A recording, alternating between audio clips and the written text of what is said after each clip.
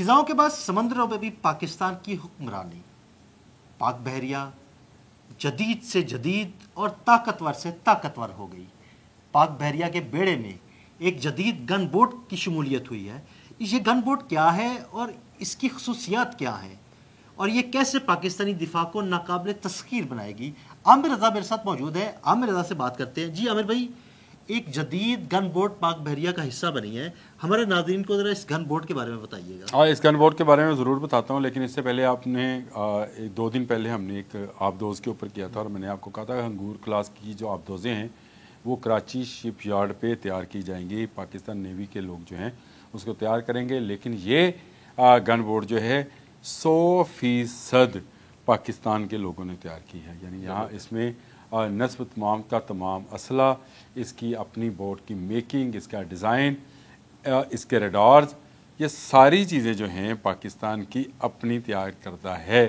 اور یہ بڑی خوشائند بات ہے کہ جو چیز ابھی تک بھارت نہیں کر سکا وہ پاکستان نے کر دکھائی۔ بھارت اس وقت جو CR بناتا ہے، CR-9N91 بوٹ ہے، اس کا جو لائسنس ہے وہ فرانس اور سویڈن کے پاس ہے، اس کا ڈیزائن جو ہے وہ فرانس کا ہے، اس کی میکنگ جو کا سامان جو ہے وہ سویڈن سے آتا ہے۔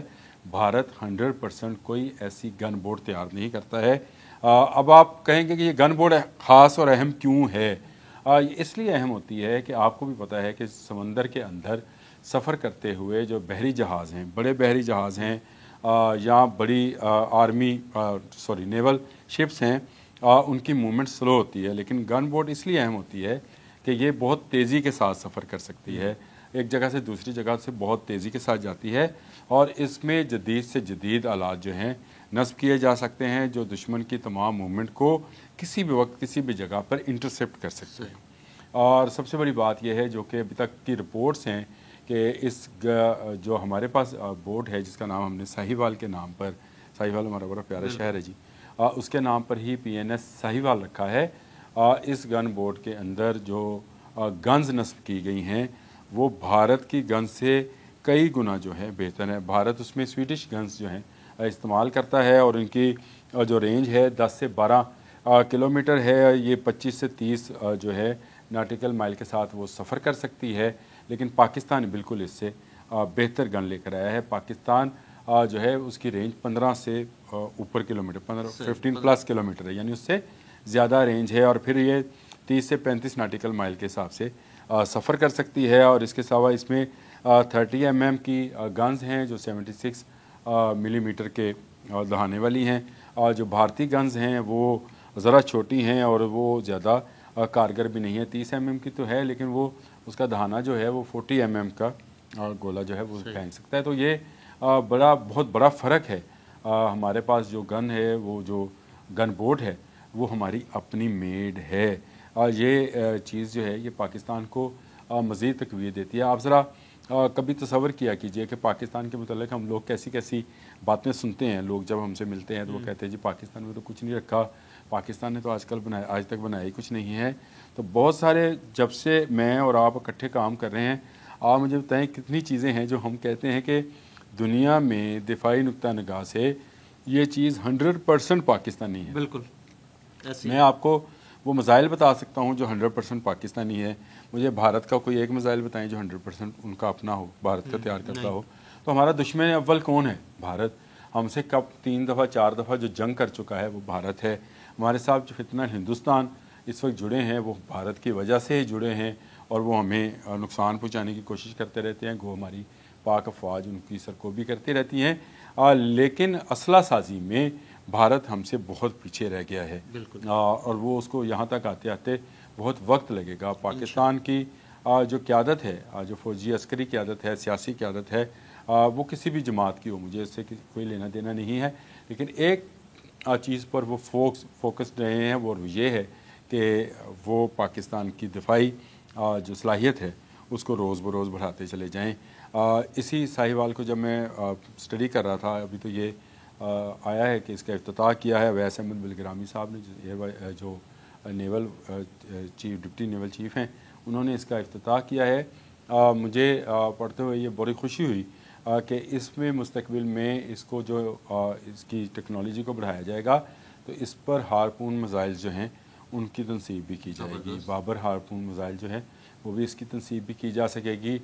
گو ابھی یہ نہیں ہے لیکن اس پر کام ہو رہا ہے اور پاکستان کے اندر ہی ان بورڈز کو تیار کیا جا رہا ہے. اس کے میں ہم اس سے پہلے ہم جو ہیں بہت حد تک انحصار کرتے تھے ترکی سے آنے والی بورڈز کے اوپر اور ان سے ہم خریدتے تھے.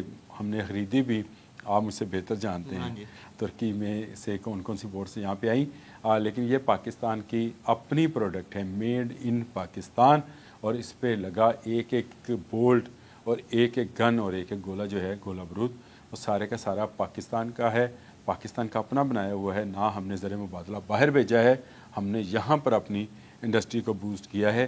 تو میں یہ سمجھتا ہوں کہ یہ بڑی بات ہے کہ پاکستان دفاعی پیداوار میں بہت سارے ممالک سے آگے نکل گیا ہے, اور یہی چیزیں اگر ہم ایکسپورٹ کرتے ہیں, جس طرح سے JF-17 تھنڈر کو ہم ایکسپورٹ کر رہے ہیں, یہ ایکسپورٹ ورژنز بن کے یہ ملکی زر مبادلہ میں اضافے کا باعث بنتی ہے. ضروری نہیں ہے کہ اس کو جنگ کے لیے, سویڈن نے آج تک کسی سے جنگ نہیں کی, لیکن دنیا میں اگر بوفورس توپوں کا نام لیا جاتا ہے تو پتہ چلتا ہے یہ سویڈن کی بنی ہوئی ہے. بہت ساری گنز جو ہیں وہ سویڈش گن ہیں, بہت ساری ٹیکنالوجی, دفاعی ٹیکنالوجی سویڈش ہے, فوج نہیں ہے اس کے پاس, لیکن وہ اس کی ایکسپورٹ سے اربوں خربوں ڈالر کماتے ہیں.